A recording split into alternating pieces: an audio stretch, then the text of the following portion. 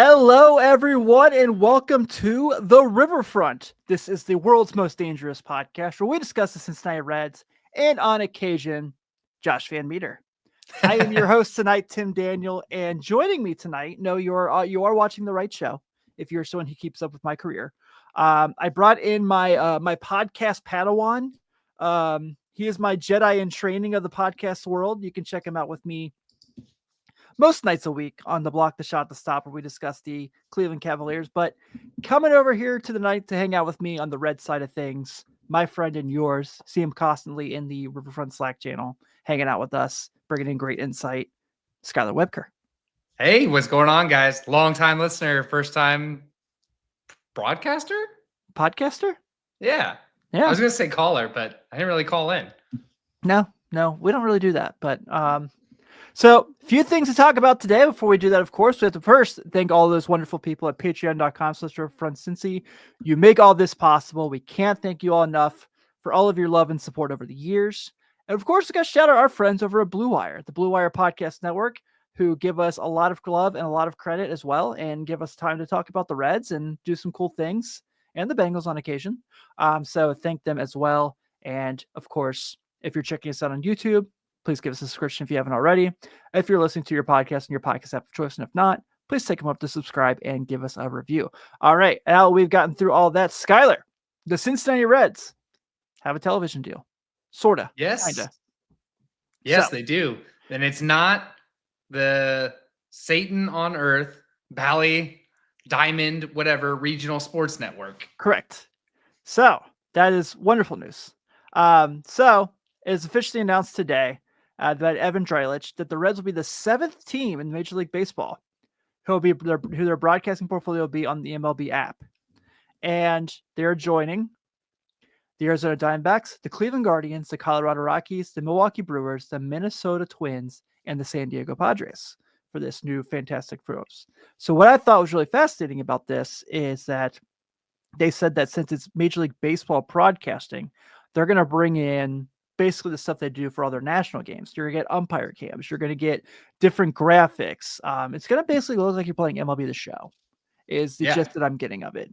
And they haven't necessarily released what the fee is going to look like or how it's going to work. My assumption, and from seeing what's kind of going around the interwebs, is that they'll probably have a team by team package where you can just pay XYZ to watch every team's games for the season. But also the beauty of this, if everything I'm reading is correct, no blackouts. Yeah, that's the biggest thing. I don't live in the broadcast network, so I have MLB TV, which has always been great. And one thing that MLB is awesome at is how easy their stuff is to use, especially with our Apple TV and everything. That part of it has always been super easy, but blackouts have always been super frustrating. So I'm curious on how that's going to work. Like, for example, I live in the Cleveland area. So when they would play the Guardians, I would be blacked out. But if they're both on being done by MLB, do I get blacked out? Do I not? I don't think you do. If I'm reading everything correctly, I think we are blackout clear for all awesome. 162 games. So that's fantastic news. Other good news is it sounds like the Reds are keeping their broadcast crew. So John Sadak still working, Chris Welsh still working, Barry Larkin's still working. So also fantastic. So I'm really happy about this because it was definitely something where it could have hung over the off season, and for a franchise who's very, very interested in not spending money, now they know that they got a little extra money they can use in their clip there in the wallets. So that is definitely good news. And I think for this, obviously, I really have to give the Reds credit for being willing to adjust and understanding that, like Ben and I talked about every week on Late Night Reds, this is what the world is now. This is the future. This is not cable television is very little of a thing anymore. Everyone's cord cutting. It was very apparent in their statement that the Bally Sports Network pulled in or was in about 1.1 million homes, where the MLB TV subscription is in 13.5 million homes. I mean, people are doing the streaming way. For sure. I mean, destroying cable. destroying it. Yeah. So this is obviously a really good move for the Reds. Shout out to them. I'm really excited for the season to see how the broadcast is going to look.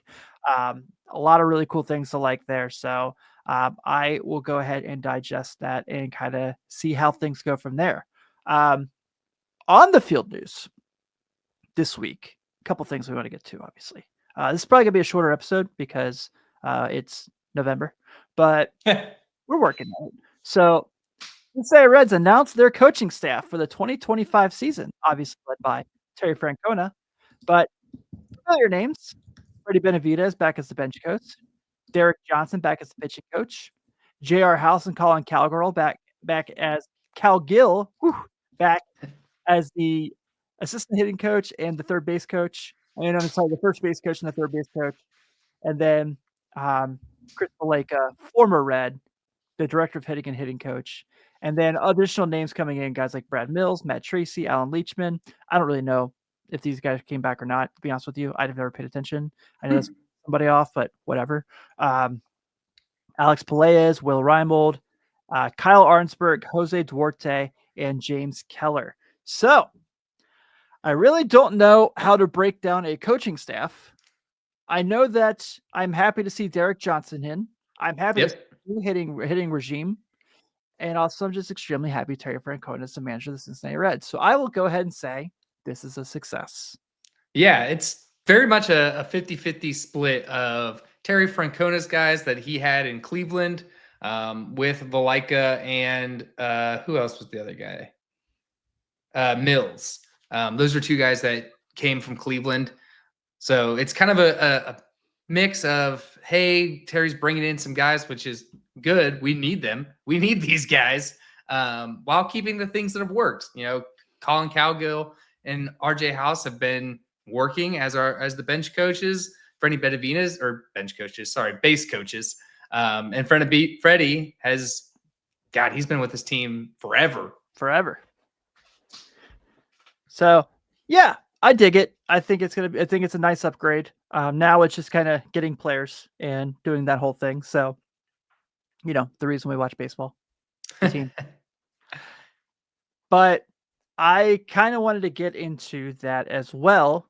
So I've made my rounds of appearances these past couple weeks between our network, the Locked On Reds network I was on last night with Steve Offenbaker, and just kind of discussing, getting everyone's feels for the offseason game plan and kind of getting their thoughts there. And I know on Late Night Reds, I petitioned on should the Reds sign Paul Goldschmidt. I'm not going to get into that tonight. That is not the game plan here.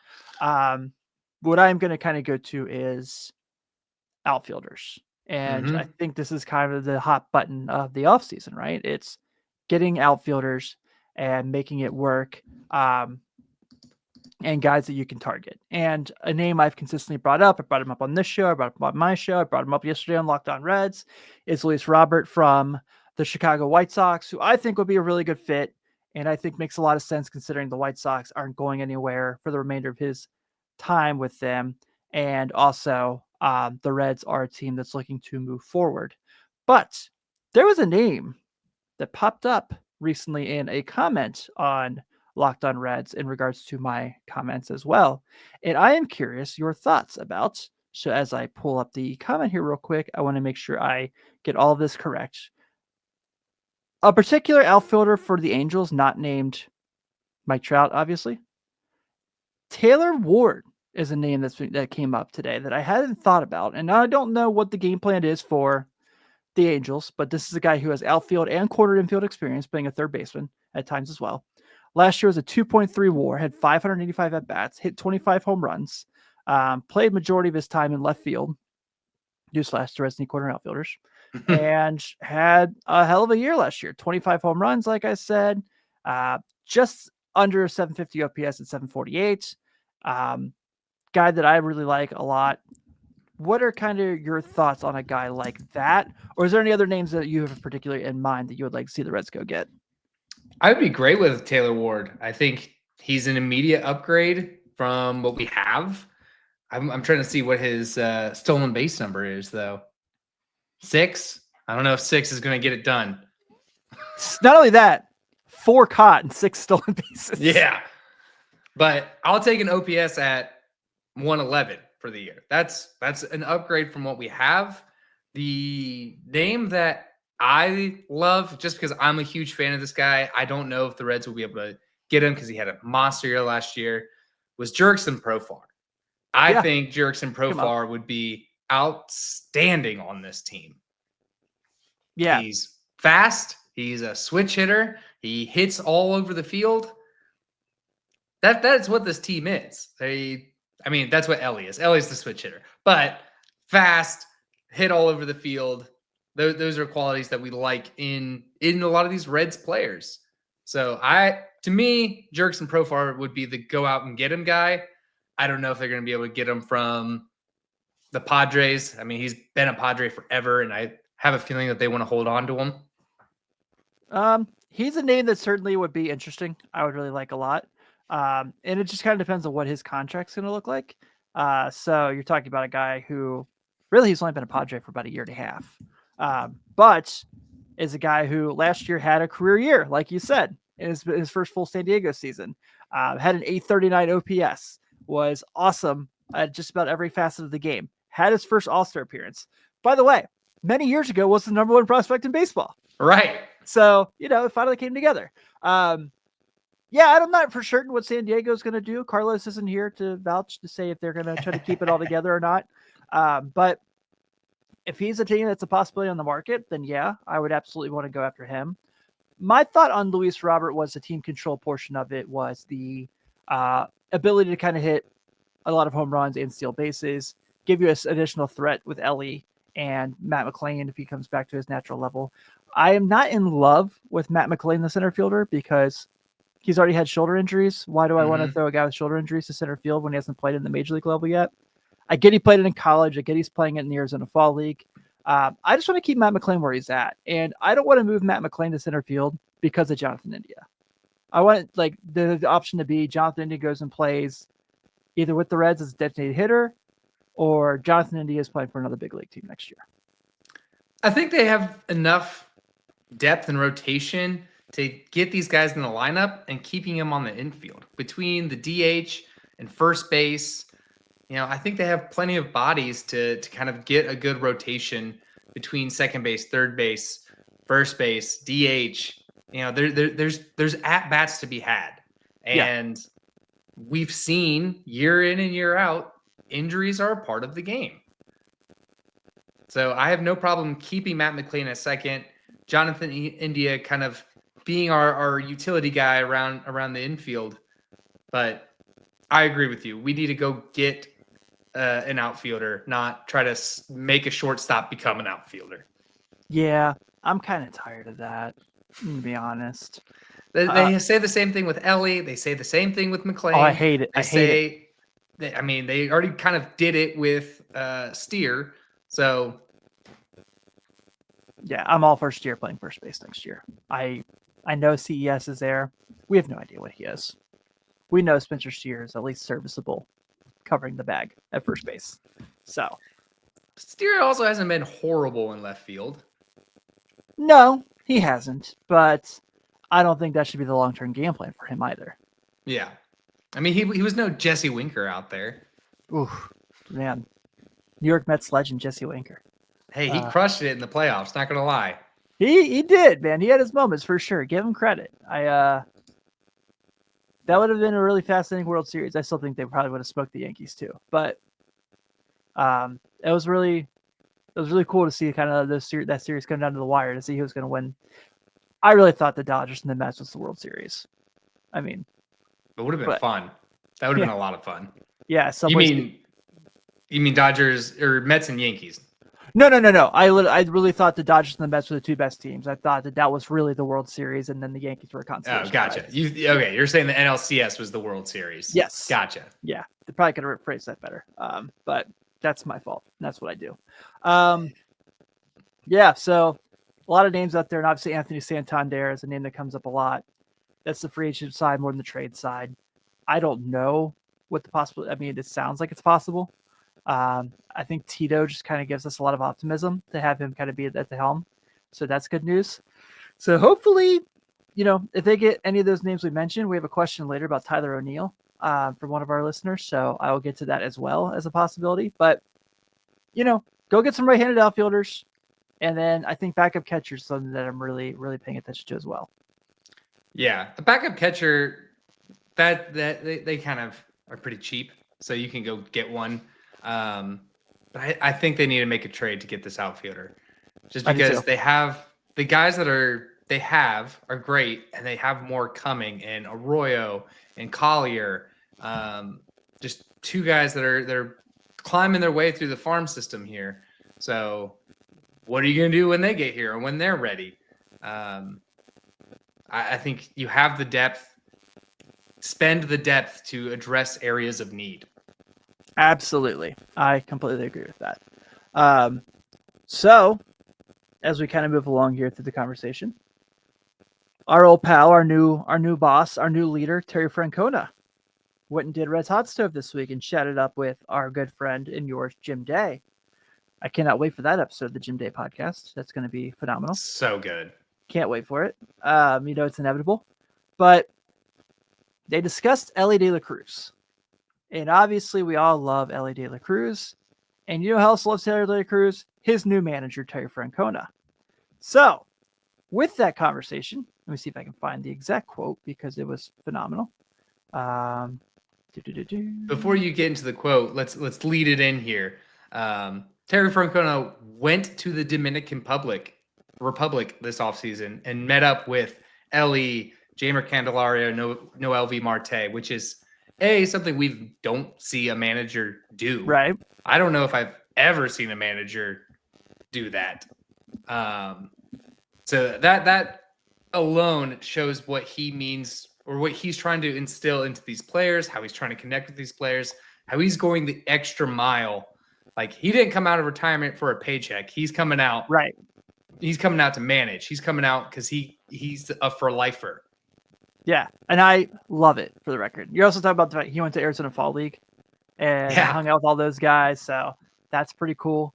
This is a new regime. This is real deal Holyfield right here. So I'm really excited about it. So Terry Francona had this to say about Ellie De La Cruz this week. He said, "My goal for him is not just to be an exciting, good player. It's to be one of the best players in baseball on one of the best teams in baseball." And I think we can all go ahead and agree that he has this in him. He certainly showed the capability to be one of the best players in baseball and gives us all the reasons in the world to think he will be. But also,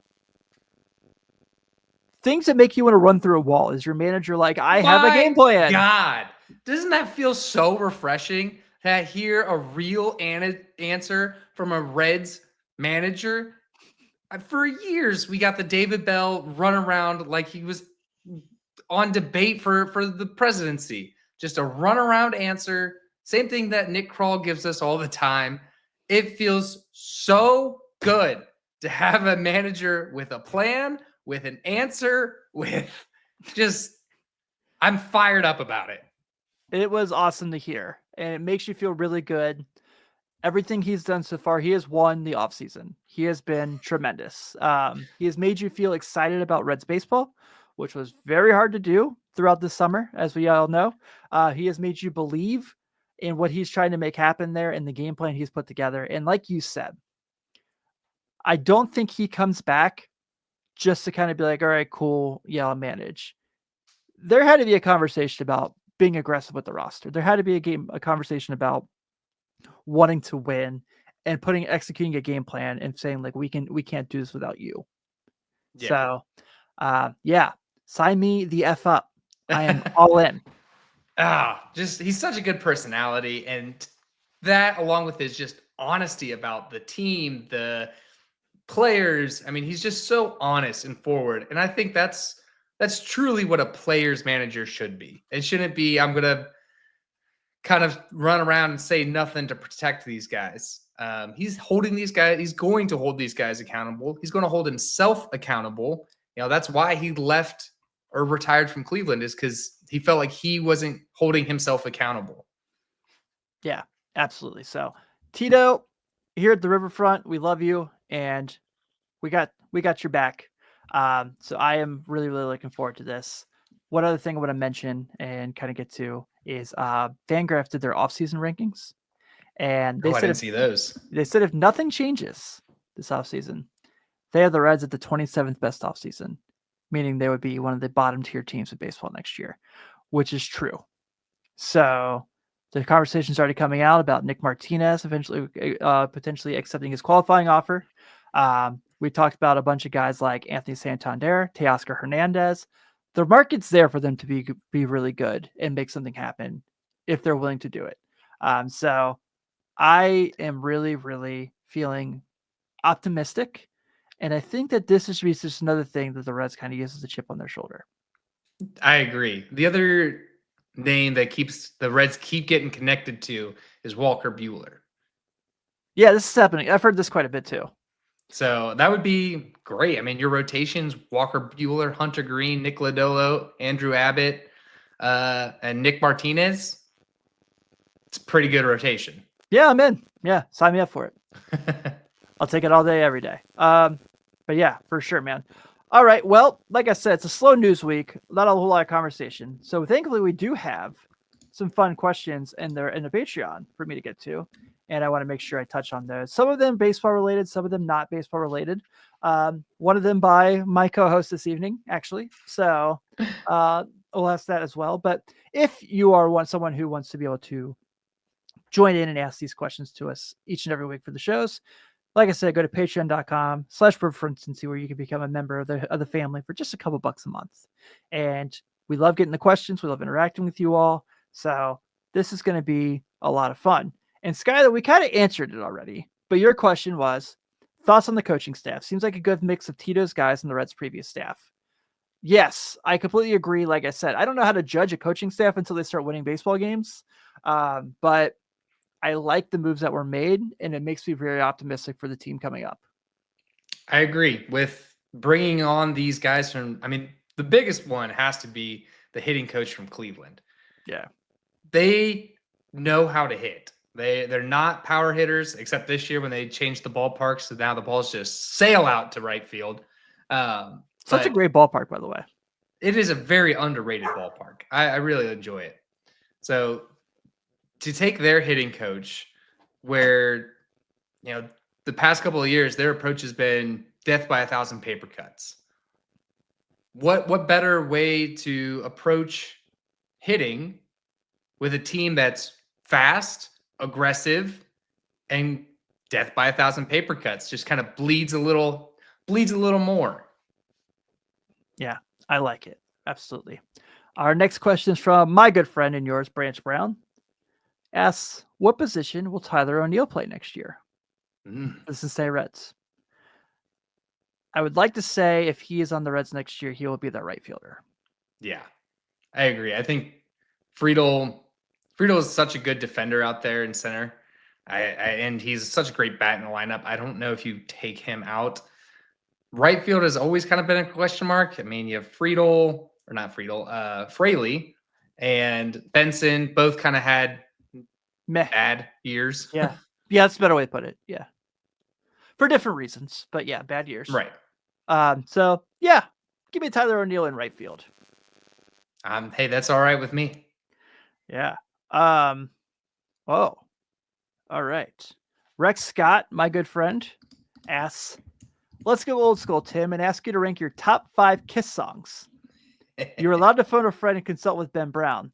Failing to include Hard Luck Woman on the list will disqualify and shame you both, however. Are you much of a Kiss guy? Do you just want me to take this one? I have so many Kiss songs in my head right now. Yeah.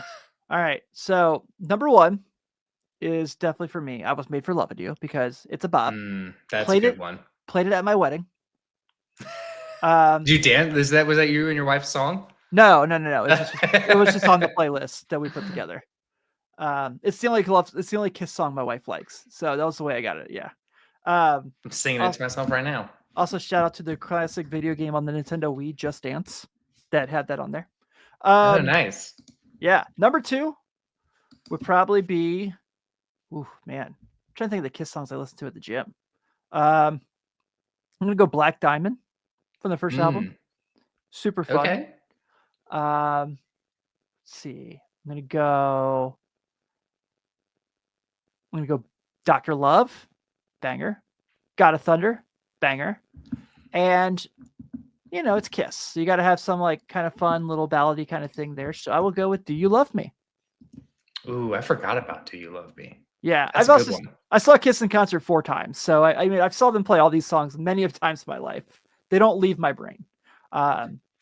So I think like I gotta that. go. I gotta put in there Detroit Rock City. Okay. So that's a great one. It is. I Fantastic mean, movie too. Very fun movie. it is a good movie. Lick It Up. That's a great one.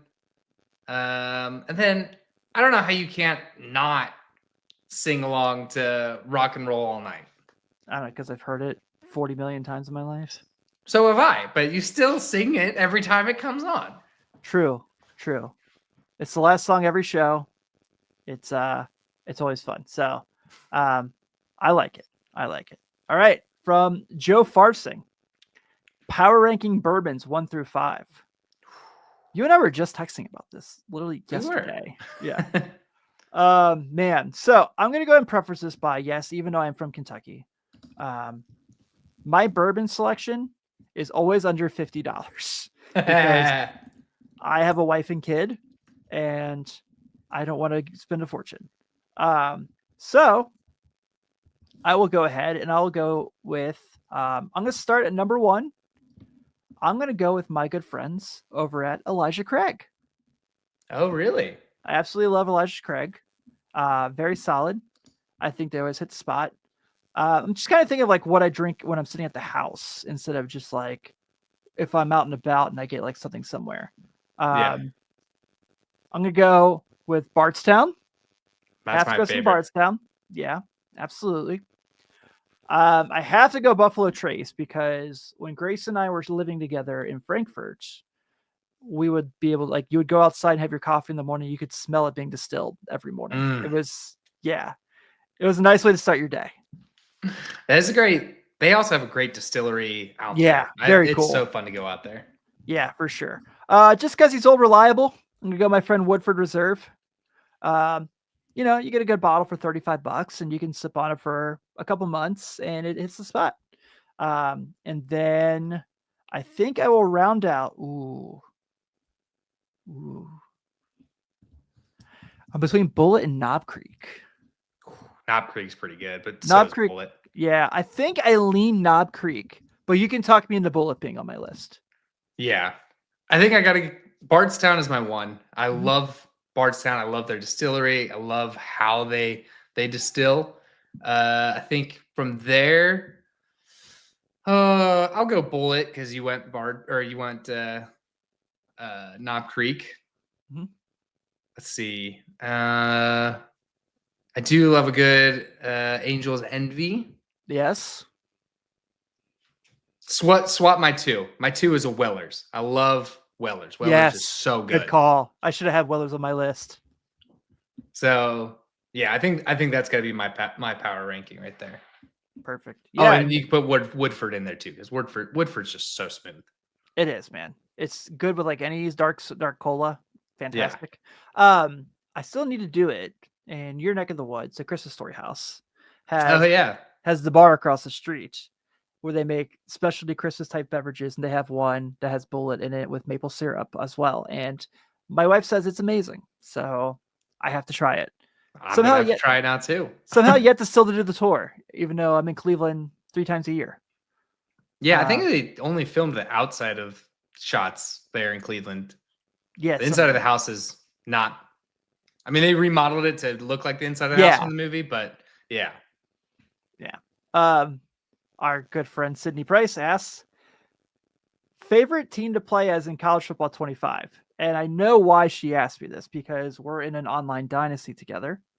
And I lost this week using my beloved Notre Dame Fighting Irish to my bosses, Chad and Nate Dotson's Virginia Cavaliers. So I don't want to talk about it. I just hope that it doesn't go that way in the real game on Saturday. You sound very bitter about it. Yeah, I don't have the new one, but when the old one, I love that LSU team. You're talking Matt Flynn era, like yeah. Leonard Fournette. I love that LSU team. So fun. Yeah, They're always fun. I just can't root for Brian Kelly now for obvious reasons. So Well, yeah, now, but and I think I was an LSU fan when Joe was there too. So for sure. I think that sure. helps. That definitely helps. Yeah. Joey Gaditza asks your top 3 favorite bass players, any genre. Ooh, man. Okay. Favorite, so not best here, right? So I guess We got to put Joey in that list. Yeah, it's true. I'm gonna go Mike Dirk from Green Day because I've seen Green Day twice and they bring it no matter how old they get. And that show this summer was one of the best concerts I've ever been to. They were unbelievable. Since I am a child from the 70s and 80s, my dad was in Germany watching Van Halen play. So I have to go Michael Anthony. He has to be on my list, or like my dad will come down from heaven and strike me. He'll smite you. Absolutely. And then, Joey, I'm going to go your neck of the woods. I'm going to go my friend and yours, Geddy Lee. Geddy Lee's a good one. Yeah. I think, well, I got to put Mark Hobson in there. Yep. Obvious answer there. Let's see. The name is blanking me right now, but he was the bassist for Motley Crue. That's not Nikki Sixx. It's Mick Mars. Mick Mars. Yes. Don't ask how I know that. Is it Nikki? Wait, Motley Crue. No, Nikki Sixx. Nikki Sixx is the bass player. Yeah. I had them mixed up. Yeah. You tripped me out. Yes, Nikki Sixx. Mainly because I love Motley Crue. I know that's like the dirt bag in me, but fit right in Bristol, man. If we go to Bristol this summer for the Reds and Braves game. Yeah, so that would be a lot of fun. But I liked that the questions were a little different this week. It wasn't just all baseball stuff. It was a little bit out there, so I dug it. But hey, man, I think with that being said, unless you got anything else you want to add to the show, I think we could roll out of here. I would say to any of the listeners out there that aren't in the Patreon, do yourselves a favor and get in here. It's so much fun. We're all a bunch of goofballs, really. No one's malicious. It's like the best form of social media where it's just like close-knit people talking baseball and sports and life. Yeah. Regardless of what other podcasts out there tell you, we are really nice people and we have a lot of fun. And we do enjoy life. So yeah, absolutely. Yeah. Once again, just want to make sure I give a reminder, since the Bengals reflects to Sunday Night Football this week, there will be no late night Reds on Sunday night. But that is okay. We will be back for next Sunday's show, and we'll be here through December 15th when we do our Christmas movie draft episode. So be on the lookout for that as well. Is Die Hard a Christmas movie? Yes, it is. I know that there are people at work on this network who will disagree, but they are wrong. So on behalf of Skylar Wuebker, thank you for hanging out and filling in tonight. I really appreciate it. Absolutely. This is Tim Daniel. Everyone have a great night, and we will see you all next week. See ya.